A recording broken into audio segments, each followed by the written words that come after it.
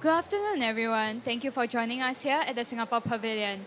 Our next program is now starting on making sustainability sustainable through international and inter-organizational collaboration. This program highlights two major sustainability initiatives, the Global Mitigation Potential Atlas and MOYA Cascade. Without further ado, let me invite two of our presenters up on stage. Aniq Ahsan, Chief Executive Officer, MOYA Analytics, and Professor Michiel Schaeffer, Chief Scientist, Climate Analytics. Good morning, everybody, or good afternoon is this now. We were planning to start in the morning, but we're happy that you could make it. So my name is Michiel Schaeffer, Chief Scientist, Climate Analytics. And my name is Aniq. I'm CEO of MOYA Analytics. And today we're going to present to you a project, a tool that we've been developing over the past few years. We're very excited about it. We think it's going to be very, very useful. I will start with setting the scene and then hand over to Aniq for the rest of the presentation. And then following the presentation, we will have a panel discussion. We're waiting for some of the guests, but some are already here, and we're very happy and thankful for this. So Aniq, shall I take Go over? ahead. Start first. Okay. Thank you so much. So the core idea of what we now call the Global Mitigation Potential Atlas came up a few years ago when our organization had discussions with the Singapore government, with NCCS, about efficiencies and inefficiencies in the national and global mitigation efforts. And I'll go through that chain of thought with you before we're actually going to demonstrate the tool. So what we've seen is that essentially there are a lot of inefficiencies when countries manage their natural resources, their renewable energy resources, in isolation. We all know that supply and demand of variable renewable energy changes from location to location. This is an issue within countries. Hence, countries try to manage their energy systems as efficiently as possible within their borders. But obviously, it also applies to outside borders, and that's where we come in. So we think there is a lot to be gained by stepping away from, let's say, the isolated planning that is happening in some countries, where we only look at balancing the resources within the country's borders. We think there's two ways to look at this. One way is Article 6, which we're discussing here at COP and previous COPs, and probably many more COPs to go. Where countries collaborate together. Country X is reducing their emissions, and it can be counted towards achieving the reduction targets of country A instead. And that's Article 6, essentially. And what happens is that emission reductions may take place elsewhere in the world, where these reductions can be achieved at a lower cost. So it increases the efficiency for one country to reduce their emissions. But it doesn't change the fundamental management of the overall resources between countries, right? So instead, what we are looking at is where are the opportunities for one country with a lot of renewable energy resources to balance their resources with the demand in other countries for these renewable energy that maybe can be satisfied within that other country's borders. By doing this, we couple energy systems between countries, and we increase the efficiency of the overall system, and we generally reduce overall global cost to get to near zero emissions. So it is the transition from isolated planning to multilateral considerations. Multilateral planning is a transition between countries acting within their own border to achieving further system efficiencies and reducing overall costs. So where do we see our Global Mitigation Potential Atlas positioned? We know the countries have a lot of processes, a lot of tools to come up with policy, vision, policy targets, objectives. But it doesn't create necessarily clarity of how do we decide between a myriad of options. There are many ways we can reduce our emissions. We need to push all levers as hard as we can to get below 1.5 degrees. And what the GMPA does, it's looking at all of those options, calculate how much they reduce emissions, what are the efficiencies, and so to narrow it down to a more limited set of options, thereby helping the process along towards finally, on the right-hand side of this slide, even more targeted, focused, detailed analysis at the country level and between countries and each other. So we hope to facilitate the pathway from high-level strategies and objectives towards finally agreements between countries. Doing so, we are acutely aware of all the frameworks that countries are using in their thinking. So we connect our data to biannual reporting, to national inventories, and so on. We also want to relate these to NDCs and LTS.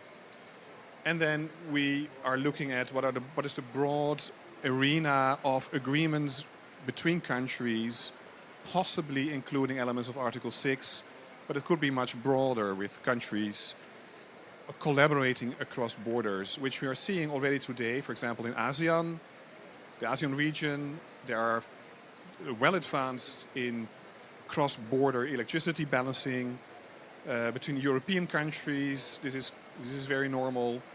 And increasingly, more and more countries in the world are developing and implementing these kind of cross-border systems. So we have an interactive platform online now. My colleague Aniq will go into more detail about the different phases of our project. So I will not do that now. Suffice to say that we have now 30 countries on our platform. We started out in the ASEAN region, supported by the Singapore government, as well as the Netherlands government. We did also outreach in that region. We worked with local experts and policymakers. After the ASEAN region, we extended this approach to include other countries in developed regions, in Africa and Latin America, but then also just recently, just July this year, we added the 10 largest emitters on the planet.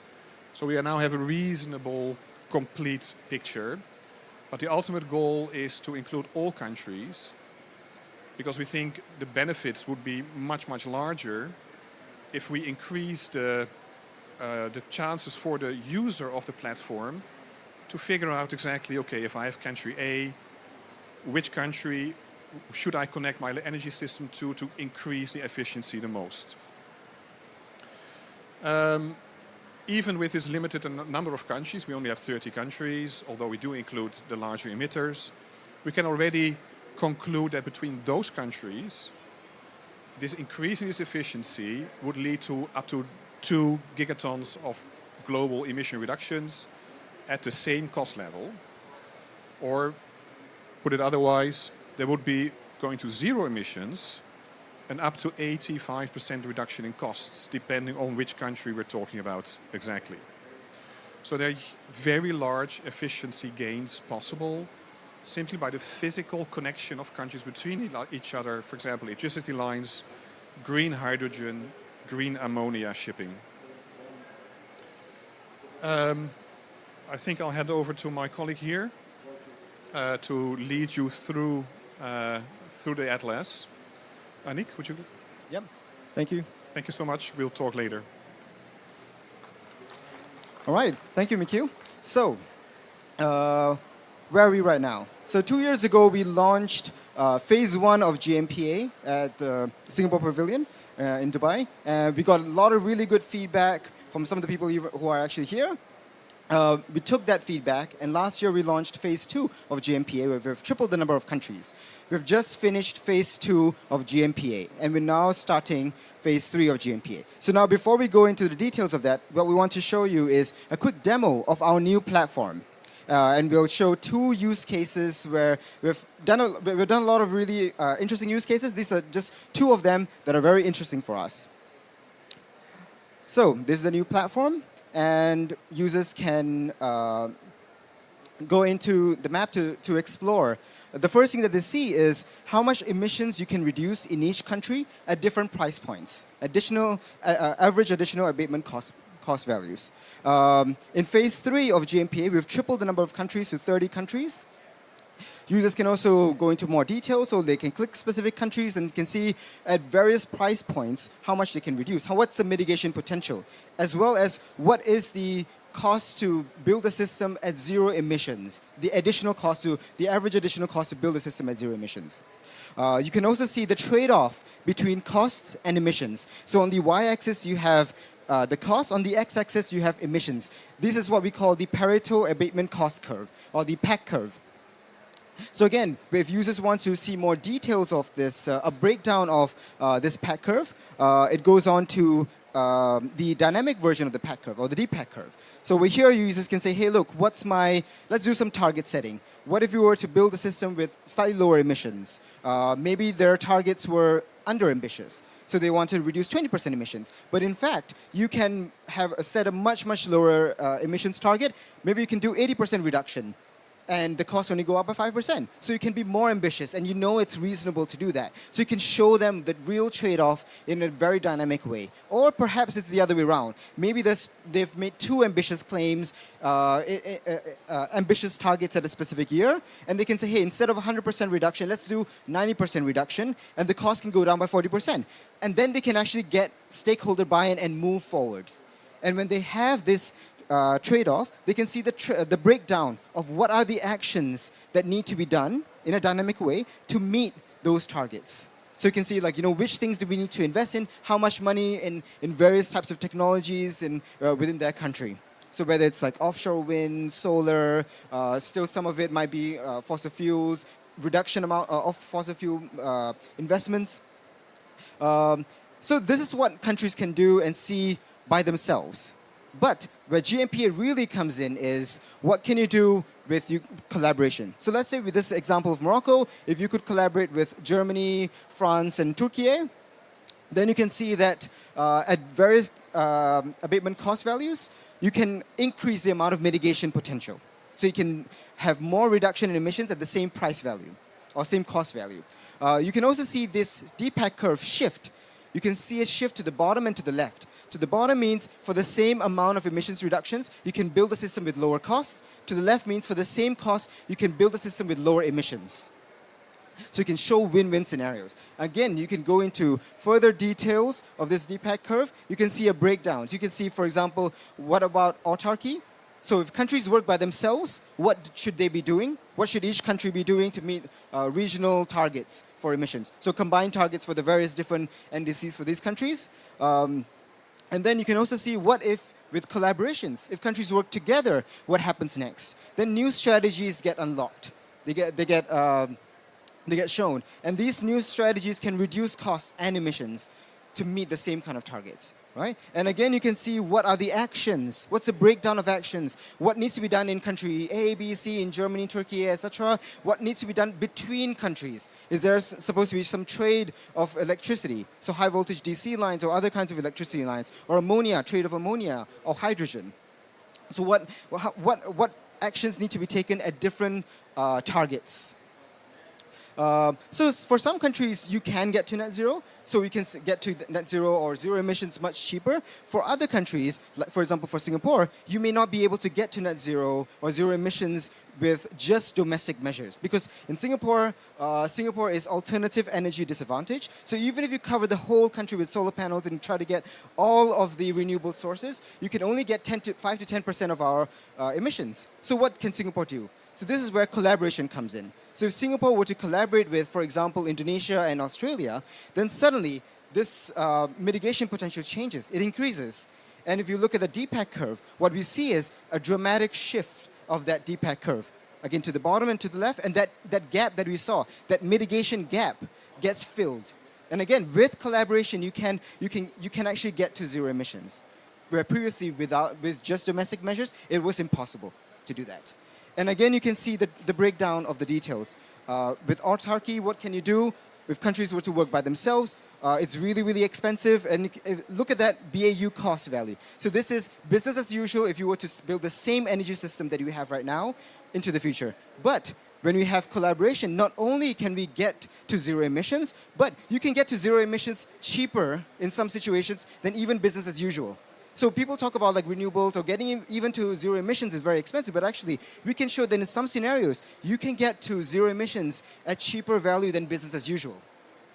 And again, we can see the breakdown of what needs to be done within countries at different levels and also across countries. So should you be building electricity lines?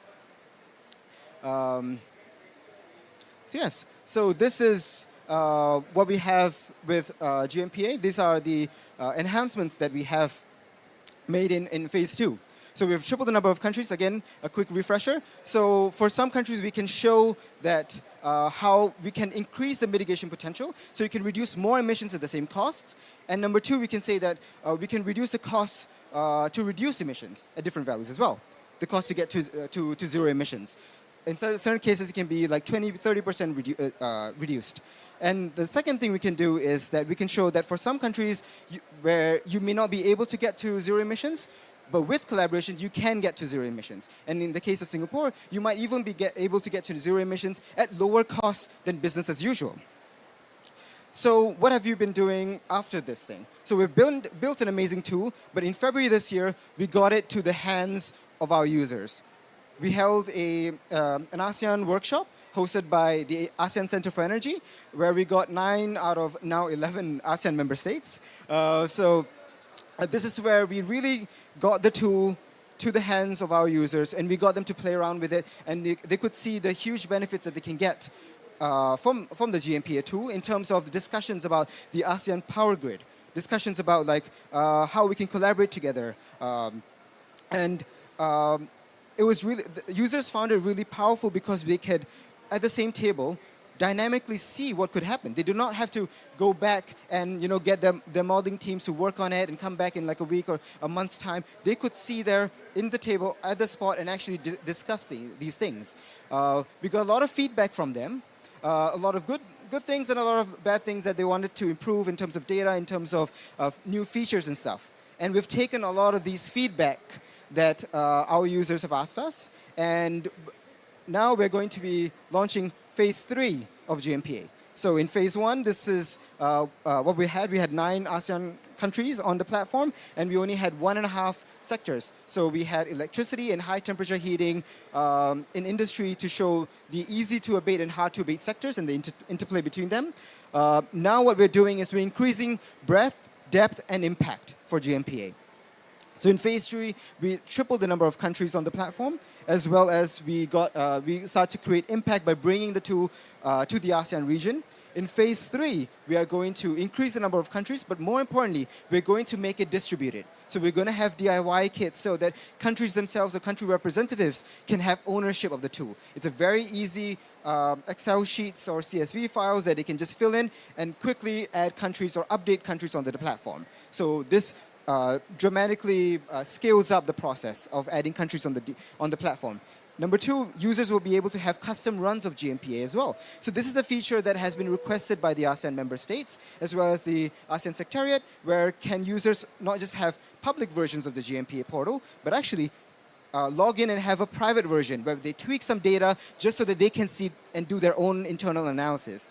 So some information is very useful to have public, but some information they also want to try out internally as well. And the combination of having trusted information that they can communicate with others, as well as that private information that they can have internal stakeholders, is really powerful. Number 2, in terms of in terms of depth, we're going to increase sectoral coverage up until 80% of CO2 emissions. And finally, we are going to replicate what we've been the success of the regional partnerships with ASEAN into other regions as well.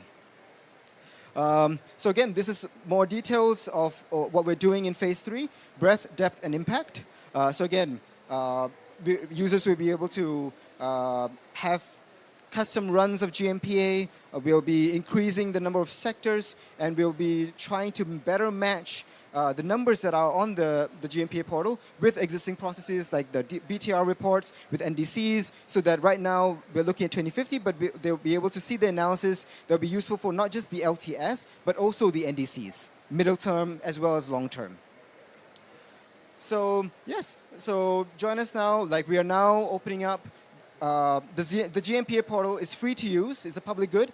You can go onto the website now and play around with it. If you have any questions, you can also ask us. We're looking for 3 types of people right now. We're looking for users, partners, and funders. So if you want to use GMPA, it's free to use. Go and use it. Come contact us if you have any kind of questions. Create impact. We want to create impact to the world. Number 2, if you like what we are doing and you want to join us and also want to be part of this and add more data or maybe more sectors or become a regional partners, please come join us. And finally, if you love what we're doing over here, if you see the impact that we are creating and all of our partners are creating, and you want to feel this, and you want to be a funder for the GMPA, please join us as well. So Michiel and I will be here for the rest of the week, the next week as well. So come grab us for a cup of coffee and we can demo it to you. If you're busy, we can also catch up after COP. Just send us an email and we can catch up after that. So yeah, thank you very much.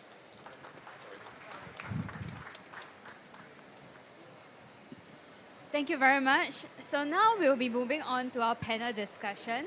If I might invite our moderator, Mr. Liang Cheah, Deputy Director, Global Partnerships, National Climate Change Secretariat, Singapore, up on stage, together with our distinguished panelists to join us as well. Hello. Hi, everyone. I'm Liang. Very pleased that you're all here. Can I invite Amanda to take this place, and Benedict, and yes.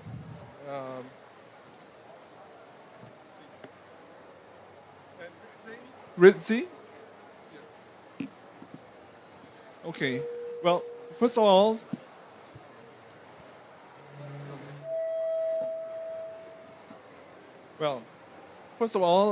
before we start the panel, I just want to thank Dr.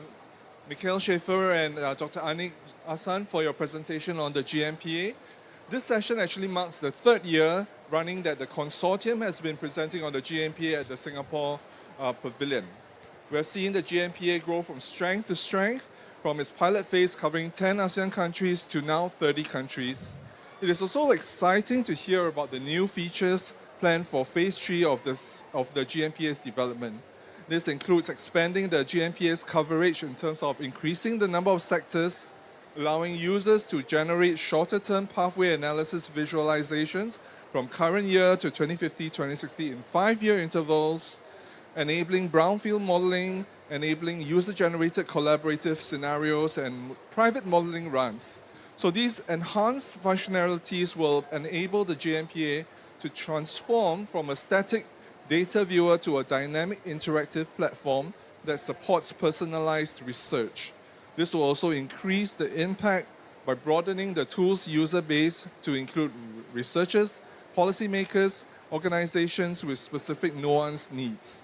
The plans to introduce DIY templates and automation of modeling of mitigation pathways will also allow interested foreign governments and research institutions to self-populate the DIY kits with their country data, which will also result in mitigation potential scenarios being generated through the automation process and uploaded on the GMPA portal. Well, with that, in the interest of time, let's transition to the panel discussion. Today we have a distinguished panel comprising a spectrum of key stakeholders involved in international climate mitigation efforts. From the government sector, we have Benedict Chia, Director General for Climate Change, National Climate Change Secretariat, Prime Minister's Office. And we also have Liang, Helene van Zeus from the Ministry of Climate Policy and Green Growth from the Netherlands. Welcome. And from the International Research and Capacity Building Organizations, we have Amanda McKee, the Director for Knowledge and Learning from the NDC Partnership, as well as Muhammad Rizzi Kerwanawan, Senior Research Analyst from the ASEAN Center for Energy. So thank you very much for joining us. So let me now start with Amanda, who's the Director for Knowledge and Learning at the NDC Partnership. The NDC Partnership is a coalition of 130 countries and 100 institutions focused on helping countries implement and enhance their NDCs. So from your experience, what are some of the challenges that parties face in developing and implementing NDCs? And also please share about the NDC Partnership's efforts in assisting parties in overcoming these challenges. How would a tool like the GMPA be useful for helping countries develop and implementing more ambitious NDCs? Over to you, Amanda.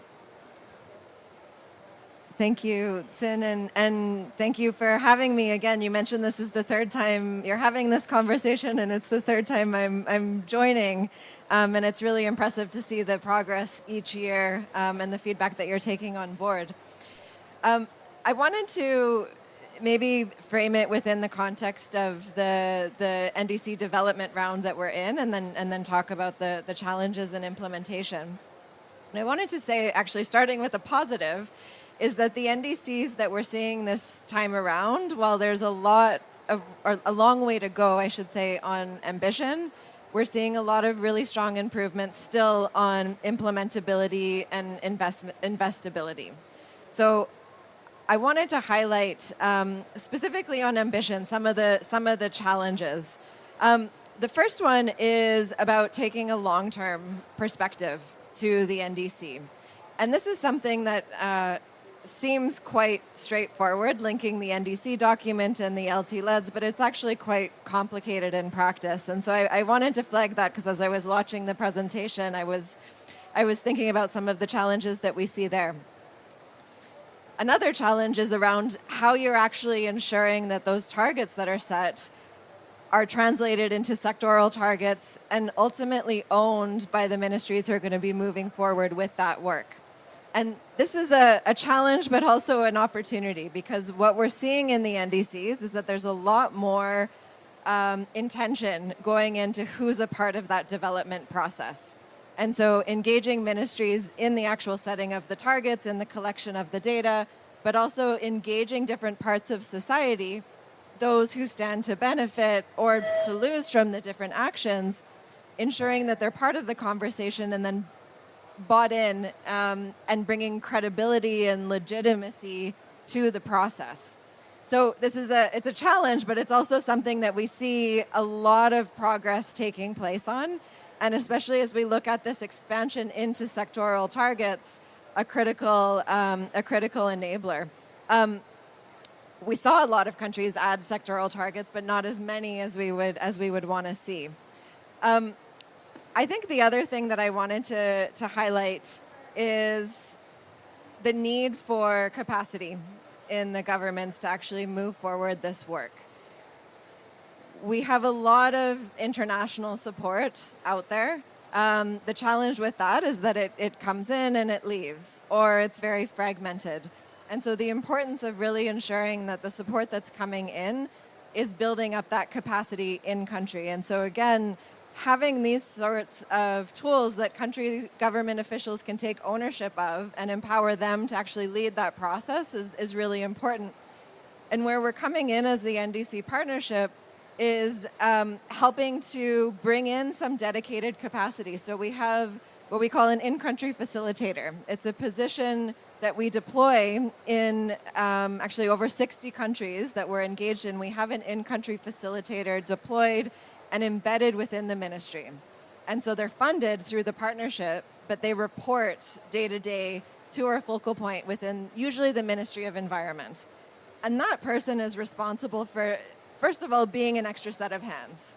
So they can get pulled into a lot of things, but primarily they're helping to coordinate within the ministry, coordinate across ministries, coordinate with other actors, and then coordinate the support that's being provided. Another part of their job is to ensure that they are helping to build some of that institutional and lasting capacity in the country so that when that position phases out, there are some systems and processes to move that forward. So this is a really key aspect of the partnership's work. And again, something that we hope can be complementary to some of these tools and analysis that are out there. I think the very last thing that I would mention is another challenge and opportunity. I'm kind of mixing the two up here, but there is no shortage of tools, analysis, guidance out there. And we continue to see the really big challenge is how do you know what's applicable for your context, for your situation, and how do you apply that in country? And so last year we developed something together with the UNFCCC. I think we talked about it last year, but it's the NDC 3.0 Navigator, which was focused on implementation, but we'll actually be updating it this year to look at implementation as well and bringing together the various resources that are out there so that practitioners, policymakers who are looking to understand what the different opportunities or strategies that they can take can see all of these different resources that are available to them and understand how to access them and take them forward. So thank you. And Amanda, how do you see the GMPA playing a role in terms of supporting some of the NDCP's work? So I think there's a number of different ways, and it's a continuum, I would say. So we have the tools that are available, like the GMPA, coupling that with the capacity that we're looking to build in country to be able to pick those up, but then also understanding which different countries and contexts can benefit from this type of resource. So I think, on the knowledge side, there's opportunities to collaborate. On the capacity side, there's opportunities to collaborate. And we were chatting before this event. This year, we hosted an NDC 3.0 clinic in Asia. And we had the opportunity to present this to the participants there, and we'll look to do that again next year. So this type of opportunity of actually embedding it into some of the capacity building that we do is something we can offer. Thank you very much, Amanda. That was tremendous. And now let us move on to Benedict, the National Climate Change Secretariat from Singapore. NCCS has been a key supporter of the GMPA consortium and has played a key role in providing feedback and funding to support its development. Could you share with us what prompted NCCS to support this initiative, and how do you see this platform being useful in supporting Singapore's decarbonization goals, as well as perhaps for other parties as well? Thanks so much, Liang, for the question. I'd say that if you look at Singapore's decarbonization goal, we have made the commitment to get to net zero by 2050. Our missions are only expected to peak in the next couple of years before we bend the curve, and then we go down on a pathwards towards net zero. But if you compare this against other countries around the world that have net zero by 2050 targets, many of them are already on a downward trajectory. This means that our pathway towards net zero is probably going to be amongst the steepest in the world. We need to transform, we need to decarbonize our society, our economy, our sectors, all within a short period of slightly more than 2 decades, which is going to be very challenging. The other aspect about Singapore is that we are a small island state, 770 square kilometers. Even if we cover all of Singapore with solar, which is our most promising renewable, it will only account for a very small percentage, less than 10% of our total energy requirements itself. So for us to get on this pathway, credibly get on this pathway towards net zero, we need international collaboration. We need to work with partners around the region, around the world. In the near to medium term, there are 3 measures which are likely to be needle moving, are likely to make a significant impact. Transboundary carbon capture and storage, green electricity imports, as well as carbon credit. So you can think of this as tapping on 3 products itself: CO2, credits, as well as green electrons for us to get there. And I think what we see the GMPA doing is to really highlight opportunities for us to work with our key partners around the world and our immediate region on these 3 areas itself. Where are some of the most cost-effective opportunities that are not being tapped right now, that if we unlock, actually can make a difference, not just to Singapore, but also the region.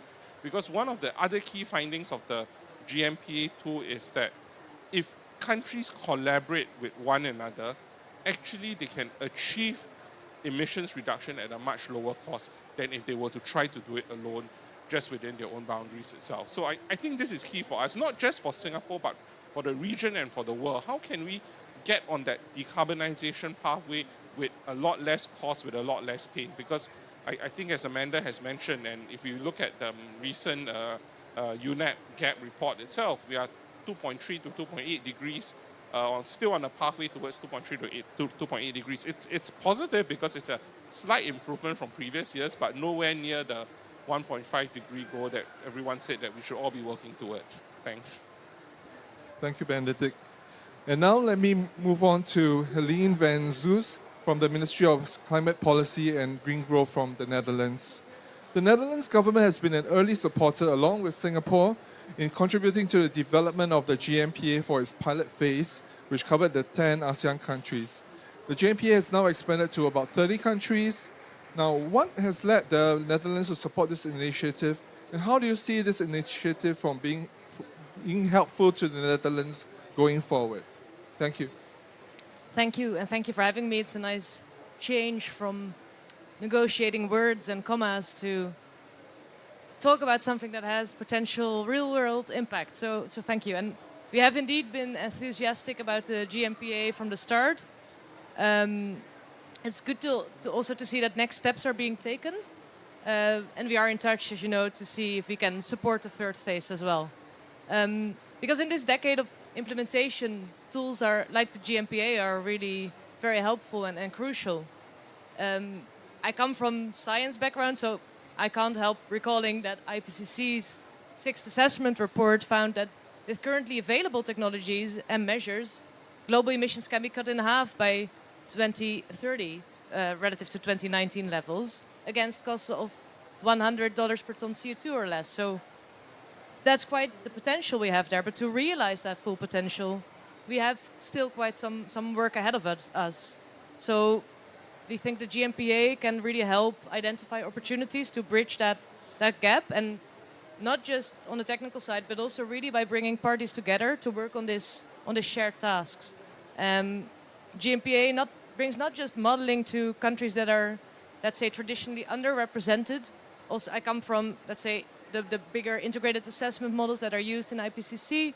They describe, like always, the G20 countries and high-emitting countries, but GMPA can really bridge that gap to cover all countries. And not just in terms of modeling, but really complementing that with policy analysis, working with stakeholders, practitioners, and as said, doing the capacity building, so that we can ensure that it's not just a temporary project, but really lasting, so that all countries can profit from this science-based policy that we are a proponent of. So really encouraging to see the next steps that are being taken, and thank you for that. Thanks, Helene, and thank you for sharing. And now, last but not least, I would like to invite Muhammad Rizzi Kerawan, Senior Research Institute from the ASEAN Center for Energy. The ASEAN Center for Energy, or ACE for short, is an intergovernmental organization within ASEAN. It serves as a catalyst, knowledge hub, and think tank to accelerate the integration of energy policy strategies across the region. Its efforts include advancing regional cooperation on power grid connectivity, renewable energy, energy efficiency, and multilateral energy projects that underpin ASEAN's vision for the resilient and inclusive energy future. So Rizzi, from your experience, what are some of the challenges that ASEAN member states face in developing and implementing their NDCs? Could you also share about the ACE efforts in assisting the ASEAN member states overcoming these challenges? And how would a tool like the GMPA be useful for helping the region develop and implement more ambitious NDCs? Yeah, thank you, Sen. So, first of all, thank you so much for inviting us, representing ASEAN Center for Energy. My name is Rizky. You can call me Rizky. That I am currently working as senior research analyst at ASEAN Center for Energy, and then working on the ASEAN Climate Change Energy Project funded by Norwegian Embassy in Indonesia.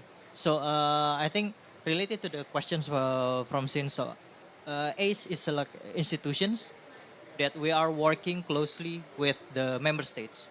So we are the one who become the advisor of the member states. We are the one who also become their trustee institutions, and then whenever they looking for something about the updates, about the findings of the research, about something that they would like to explore within the region or outside of the region, ACE is the place that they are looking for. And then we are also thinking that if we would like to serve AMS, we need to collaborate as well with other parties as well. So when we are bump up with GMPA in the beginning, we see that there's a lot of things that we can collaborate more, because some part we can cover it, because a lot of modeling activities that we have also tools, but the thing is it's not cover everything.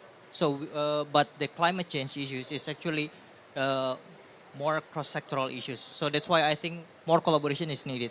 So what we face in the beginning is some countries in ASEAN member states, they have different levels of characteristics. They have different levels of GDP. They have different levels of the maturity of the technology. Those kind of things is becoming more, how to say, crucial for ASEAN to address this kind of issues. So I think from my point of view, having this kind of tools, having more collaboration is really important, because not all countries have the same level, so they can learn to each other. So part of the collaboration is also important. So I think it's really good that Aniq and also Michiel showing that the collaboration inside the GMPA is something that we can explore more in the future. So that's why I think it's really important to be emphasized. That's my view on this. Well, thanks, Rizzi. I think that's excellent. And now we've heard for a range of reactions from our panelists. Now, before we open up to the audience, I just want to quickly flip to the other side of the coin to ask Michiel and Dr. Aniq to briefly share any additional insights from their perspective on how the GMPA can support the various stakeholders represented by our panelists. So very quickly, no long speeches, but bullet. Let's go.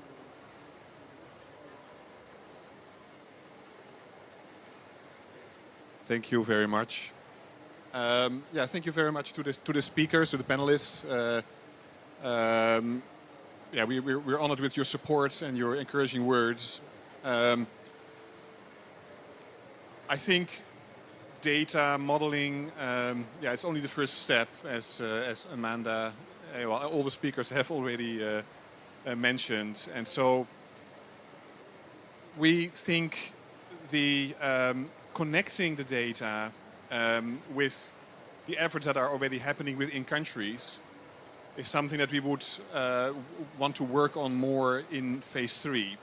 So phase 1, in a sense, was, as you can call it, it was creating a pilot, a proof of concept. We were doing the modeling. I think what would be a system change would be to work with experts in countries in all the regions that we are active, working with regional organizations such as ASEAN, but then also in other regions, to make sure that that capacity is transferred. And the long-term vision of our consortium is to not have one team do everything for all countries, but to have it decentralized. So there will be regional centers that take care of the developments in their regions, with then again national partners in the countries of their region, and that the consortium would rather step from a role of doing everything, more become a curator, so that we would be more like the Wikipedia management, and all of the regional centers, they would take charge of the work being done, to work with the countries and in the country. So I think that's one thing that we wanted to test that idea with the panel as well, if you think that that would have a lot of scope for the future. Yeah, thanks everyone. Thanks once again for the kind words and for your support as well. I just wanted to add in terms of like what are we doing in this landscape of hundreds of tools, right? There's a lot of analysis. You could talk about analysis, but at the end of the day, what the GMPA really tries to do is to give clarity so that we can make decisions. Everything is about decision critical information. So what are the decisions that we're trying to make? And then for that, what is the information that you need? What kind of clarity do the member states need so that they can make that decision? So we've been, so even when we were at the ASEAN, workshop, we even have a session of like, how can we use tools, not just GMPA, but tools in general, information to make decisions, right? What is the critical information? How do you extract that out and then get it out? And this is also how we are enhancing and adding features to the GMPA tool, because we are talking to the users. We're asking them what's left. How are you making your processes? What are the decisions you are making? And what are you lacking? And those are the kind of things that we added. For example, one of the things is the ability to have custom runs as well as public runs. Not just either or, but actually they found it very helpful to have both. And that's one of the things we're adding, right? And the other thing is the data that they have. There's also another pipeline. So, with the ASEAN Center for Energy, there's already a pipeline that is built up over the course of years for a whole process of curating the data, gathering the data, deciding what we can use the data for and for what purposes. So why not embed that into the process? So that's something that we can work together to do that. With the NDC partnership, I went for the NDC 3.0 clinic, and it was really enlightening and clarifying for me to see how the countries are actually doing and setting their NDCs. There's a huge variety of processes that countries are using, and how can we fit together? How can we support them? So we got a lot of really good feedback from that. So actually this is where if we can continue doing that thing and bringing those tools through workshops with the NDC partnership and do more capacity building at the same time, this is amazing ways that we want to create impact and work with you all. Well, okay. Well, with that, I just wanted to give the audience, if there are any questions from the presentation or from things that the panelists have said. If there are any quick questions, we'll be happy to take them. Yeah, please. Thank you so much for that presentation and the panel discussion. I think this is going to make our life very easy. I was the facilitator for Pakistan for NDC partnership, and I endorse what Amanda has said. But the question right now is that, as I could see, Pakistan is not the member over there. So, Amanda, how can we use that platform of NDC partnership to put on board Pakistan with that? And my second question is from the team itself, that the country like Pakistan, where we are struggling with MAC curves and the scoping emissions is in process but not that very clear. How can that tool could be helpful for us with our targets of NDCs of 50%, where 17% is unconditional and 33% is conditional. So keeping that in mind, I would really love to sit with you and do that thing again, down with the tool to see that how we have set the targets and what that tool would say. But that we'll do the later. So these two questions, one from you, Amanda, and one from the team. Thank you so much.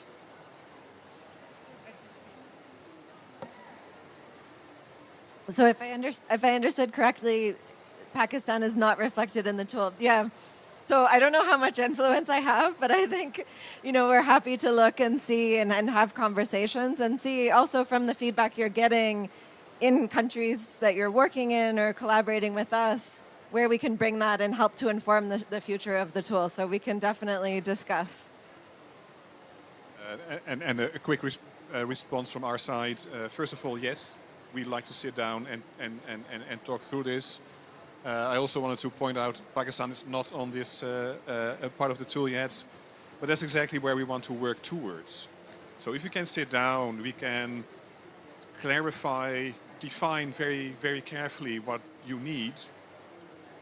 And then we're talking with a lot of potential funders, then we can include Pakistan in that next step. So if we can, in that sense, be of assistance to you and define exactly what you need, then we can take that next step. Yeah, so just to finish that part off, so in terms of how we can help with Pakistan's NDC setting, there's like MAC curves, and we understand that sometimes there may not be as much capacity within the country, and some of these tools can be very daunting to try and like create these MAC curves and targets and stuff. So the GMPA tool is kind of like an in-between. So it can really help you get a rough estimate, a first order estimate for like what can be done. And then from there, this can actually get you to the next step as well. So this is where we can sit down together after this. Let's have a chat.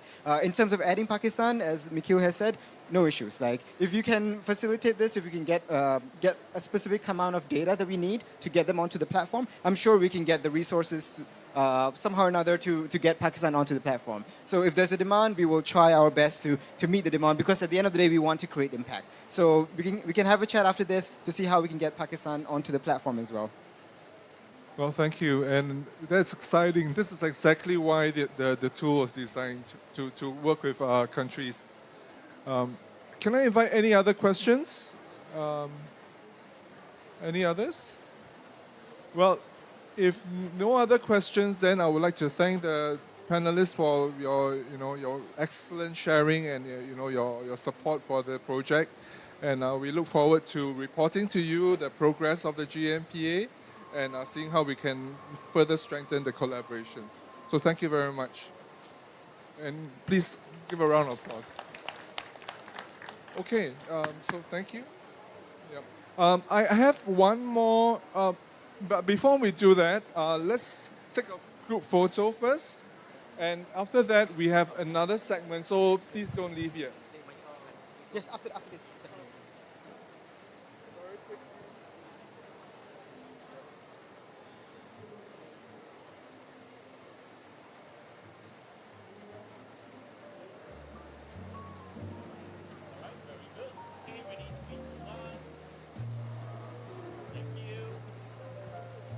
Thank you very much.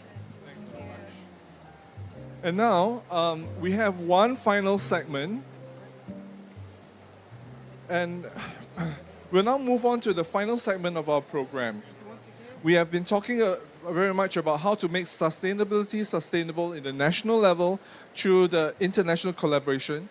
So let us see how we can also make sustainability sustainable at the organization and supply chain level through inter-organizational collaborations.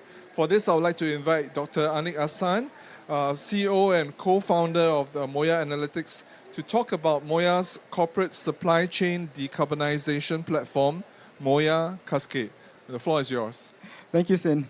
So thank you, everyone, for joining us. So we've been talking a lot about international collaboration. So at a national level, how can we reduce emissions? How can we get the power of collaboration to make sustainability sustainable? So over the years, I've actually been talking to a lot of the private side as well. And the kind of problems that are being asked at the corporate organizational level and the supply chain level are the same kind of questions that are being asked at the national and international level. So what we've realized is that there's no reason for us to reinvent the wheel. Why don't we take a lot of these findings and learnings and technologies that have been developed for decades in the national and international space and apply that to the corporate space as well? So this is the kind of like the birth of why we are now launching a corporate decarbonization tool called MOYA Cascade. So firstly, right now there's a huge wave coming of reporting of emissions and supply chain emissions for corporations. So this include product level, product carbon footprint, as well as the organization level, scope 1, 2, and 3. And this is not just happening locally in Singapore, this is happening around the world. Various amounts of regulations coming in.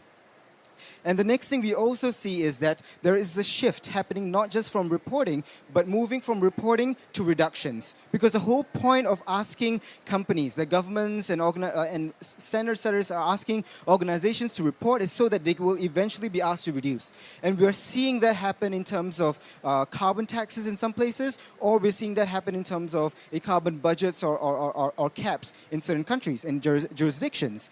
So what does that mean? It means that the way we are doing the reporting must be done in a way that allows for reductions. So the reporting must be for reductions. Okay, if not, we will reach a bottleneck. And what we find is that the current ways of doing reporting, using estimates, using average factors and stuff, they might be good for estimations or guesstimations of accounting, but they will not allow us to do the reductions planning, and they will eventually bottleneck us from actual real action and execution. So let's dig in deeper. What are the three kinds of steps to decarbonization or decarbonization planning, and the kind of like challenges that we are facing? We're facing challenges in three spaces: visibility, planning, and strategy. So in the visibility, we need to gather data across the supply chain that is decision critical.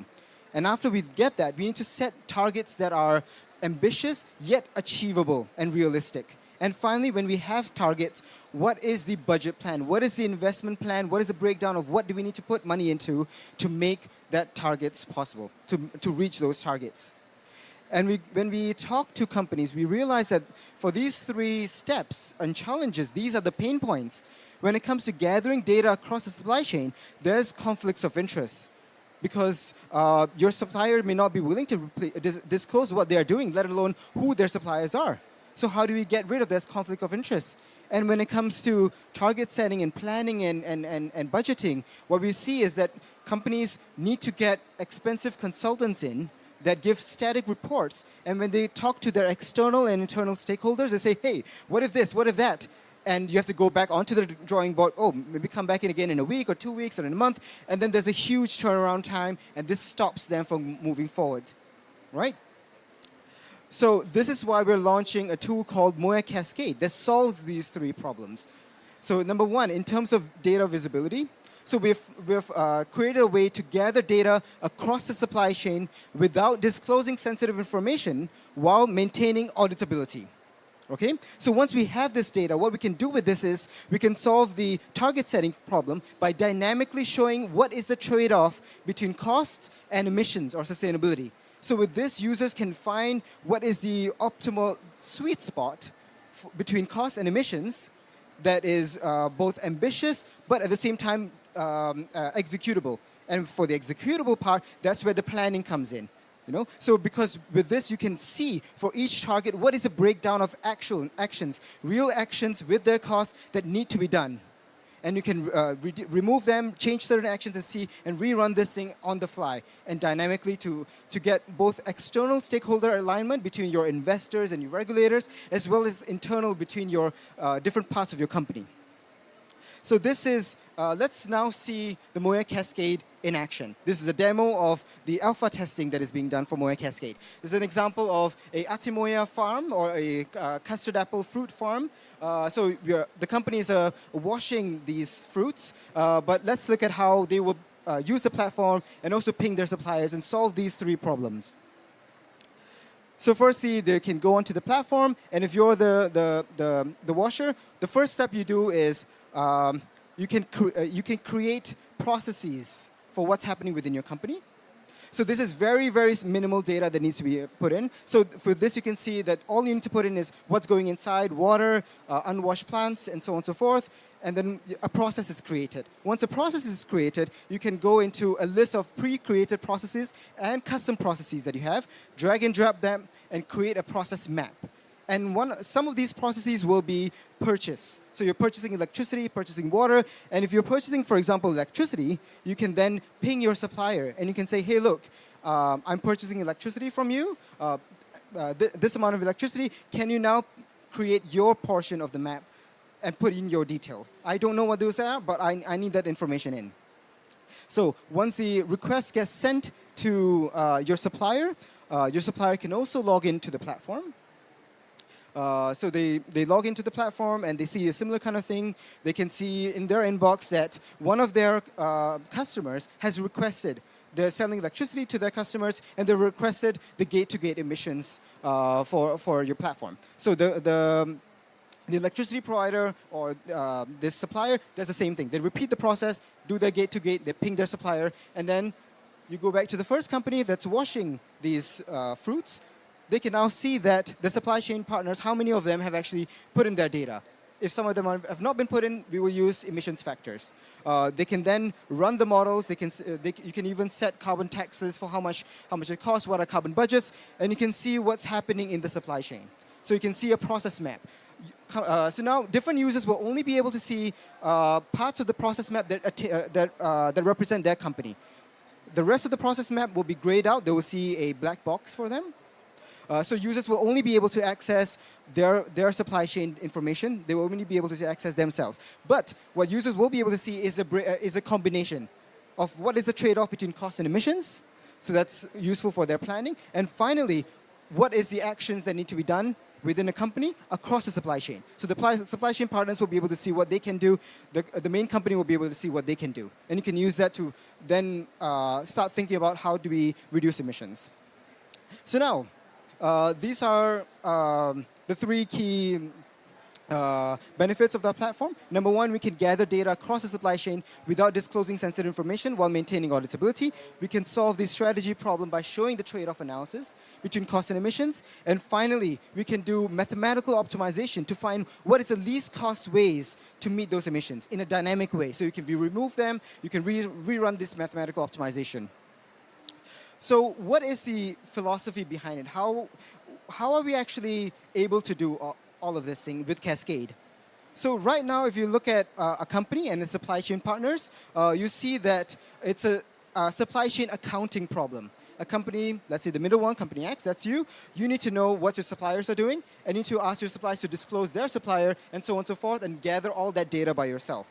So your supplier might not want to give you that data because you might jump the gun. There's a conflict of interest, and this will stop what is going to happen. So what we want to do, what we have done with MOYA Cascade is we've transformed this supply chain accounting problem into a sustainable procurement problem. This is very similar to how halal certificates or kosher certificates work. So that Machik, who's making chicken rice, who's selling you food, she does not go down the whole supply chain to make sure that everything is halal or kosher certified. But she is able to guarantee that. And how does she do that? All she needs to do is to make sure that whatever she's doing within her company is halal certified, is correct. And then all of our suppliers are doing the same thing. They are also halal certified. And the suppliers also do the same thing. They do something very simple, which is this. They just have to ensure that whatever they are doing within their jurisdiction, within their company is correct, and they ping their suppliers and force them to do the same thing. And with this, they have transformed this supply chain, very difficult accounting problem into a procurement problem. This solves the problem. And we have done the same thing for carbon accounting. So instead of doing a whole supply chain accounting, you change that to a gate-to-gate. At each step, all that is required from people is information that they have. So they have information that they possess, and they do not need to share that information to any of their suppliers or customers, right? And finally, all they ask from companies or the suppliers is a very similar thing as well. So it's an easy ask from them, and this is why this can cascade down. Again, we see this wave of requirements, reporting, and reductions coming, and we have some time. Not a lot of time, but we don't need an immediate solution. With this, you can very quickly, with very minimal effort, seed this cascade process. In the next 2 or 3 years, you can actually solve it. By the time those requirements come in, you're done. You're ready, right?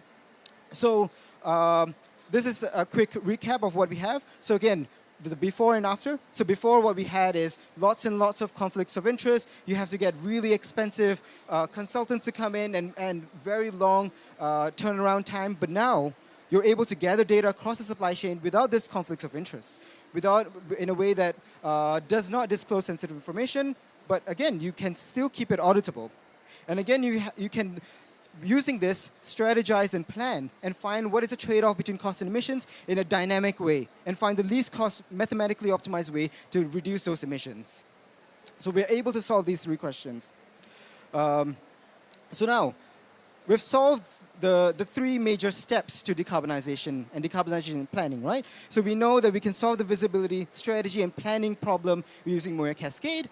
But what does this do? This actually unlocks something else, because this lays down the foundation to the last step of the decarbonization journey, which is execution.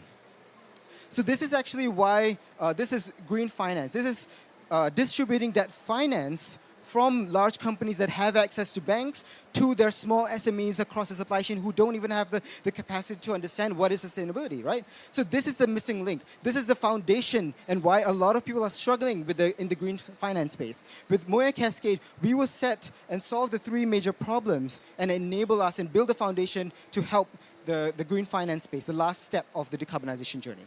But that's in the future. What about today? Today, what we are doing is we're launching MOYA Cascade beta testing. MOYA Cascade will be available as a software as a service. So if you're a large company or a small company that just wants to do external reporting, you can go onto the reported platform. If you're also thinking about decarbonization planning, thinking about what is my target setting, what are the least cost mathematically optimized ways to do that, you can get onto our Reducer platform. If you're an enterprise and want more customized API calls and stuff, you can go onto our Leader platform, Leader tier. And finally, if you're a supplier and your customers are asking for data and you want to be able to solve their problems without disclosing sensitive information, whether you're preparing beforehand or your customers are actually coming to you, you can get onto our supported platform so that you can support the decarbonization of a lot of these like large companies that already have the incentive from governments, from the public to do the reductions, and you want to be part of their supply chain that helps them achieve their decarbonization goals. So where are we right now in terms of MOYA Cascade? So we're finishing our alpha testing soon. For alpha testing, we have two of our partners. Let me get their description correctly. So firstly, we've got Design Sojourn, a design-led innovation consultancy that brings design thinking, consulting, innovation, and change management services in commercial, care, and sustainability sectors. So this is a Singaporean company that is actually using our platform with our alpha testing. Number two, we have Altering, who's a spin-off of A-STAR's SIFB Institute that supports eco-friendly ingredients that are gentle to human and the earth. And you see that with these two companies, or these two agencies, we can show the three benefits that we talked about. Number one, data gathering. We've simplified the process enough that their supply chain partners from around the world, different countries, are actually able to gather the data that they need to put into the platform. And they are able to put it into the platform in a way that doesn't disclose their sensitive information, while still able to calculate their product carbon footprint. Number two, target setting. These organizations, our alpha testers, were able to, they're trying to launch new products that have lower product carbon footprint. With our tool, with Cascade, they're able to quantify what is the trade-off between costs and emissions, and they can justify the green premium. And justify and unlock green financing for themselves, whether it's at the research stage or at a much later stage with VCs. And finally, to meet those targets, they're actually using the tool to figure out which parts of their product needs to be made recyclable, which are the materials that they need to change, and finally, which are the processes that they have to change. And because we are combining both life cycle analysis, that means the sustainability side, with techno-economic assessment, that means the money side of things, our users are also able to test different business models. For example, should you have a sale of a product compared to a product as a service? So you have a circular economy where you are also in charge of the recycling of the thing. Can you actually have a business case for that? So what we're doing now is, in Q1 next year, we'll be launching the beta testing of MOYA Cascade. And for the beta testers, we've got A-STAR's Office of Sustainability as well as Easy Sweat Institute. So for A-STAR, A-STAR is Singapore's largest government research organization with thousands of scientists under its belt. And their main aim is to bridge the gap between academia and industry so they can create benefit to society. So for A-STAR, A-STAR Office of Sustainability and Easy Squared, we will be creating, doing 2 product carbon footprints, as well as scope 1, 2, 3 emissions for one of their institutes. For the product carbon footprint, PCF, we'll be doing it for one of their existing products that's already in the market to show and quantify how much positive impact A-STAR is creating to the rest of the world. And for their upcoming product, we're showing what are the impacts that they could create so that they can unlock more grants and financing because they can justify what is the reason for doing their research. And finally, for one of their institutes, we are doing the cascade process. We are pushing down the supply chain so that they can get the ball rolling, so that in a couple of years, they'll be one of the first few organizations in Singapore to be ready for the Scope 3 in terms of the government. So yes, so now we're looking for more data partners to join us for doing our beta testing. We'll be launching the beta testing for MOYA Cascade in Q1 next year at heavily subsidized prices starting for $1,000. So this is a limited. We're going to get limited number of companies, but if you are interested in doing product carbon footprint or scope 1, 2, and 3, please contact us. I'll be around for the rest of COP for the next week, so you can come and grab me if you're interested. And if not, you can also contact us via email to be part of the Green Revolution and to join us to MOYA Cascade to make sustainability sustainable. Thank you.